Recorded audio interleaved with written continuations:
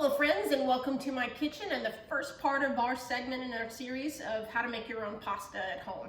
Now we can always so certainly go old school and use a rolling pin. My grandmother did, can't go wrong. But with all of our great equipment and tools that we have out today, I'm here to talk about two particular pieces in particular.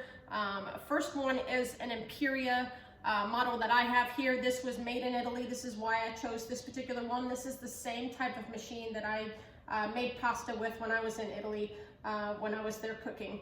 Here, this main housing right here is just a flat roller, and it anchors to your countertop to make sure that it's stable as you're working with your dough. On it has a little detachable crank so I can turn my wheel, and with this is a little metal guide. This attaches on this side of the pasta machine and helps guide to work my dough into the roller and make sure everything is going in straight. When you're done with that, I take this, actually I leave this on, take your cutter and I add that here on this side. This has one set of rollers for fettuccine, one for spaghetti.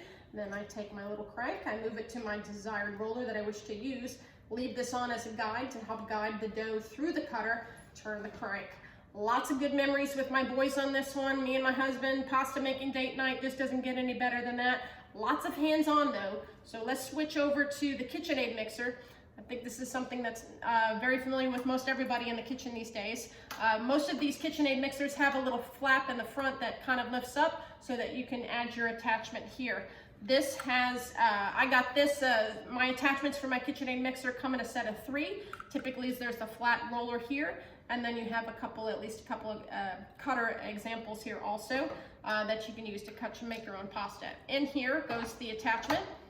There's a little notch, you want to make sure it's in there secure. Turn the screw here so that this is nice and stable and this isn't moving around. Now keep in mind when I put my machine on, it will turn this mixer attachment also, so you want to make sure if you do have anything attached, you take it off. You don't need this mixing while you're working with the dough and things flying around. That would not be a good thing. So we want to go ahead and when we turn the machine on, it's going to operate the rollers here so you can work with your dough. When you are finished and you have your pieces flattened, then you move to your cutter. This will take off and put back on just like this thing was. With these attachments, my attachment is a KitchenAid to work well with my machine. About $140 is what I paid for all of my attachments. With it comes a little handy dandy brush.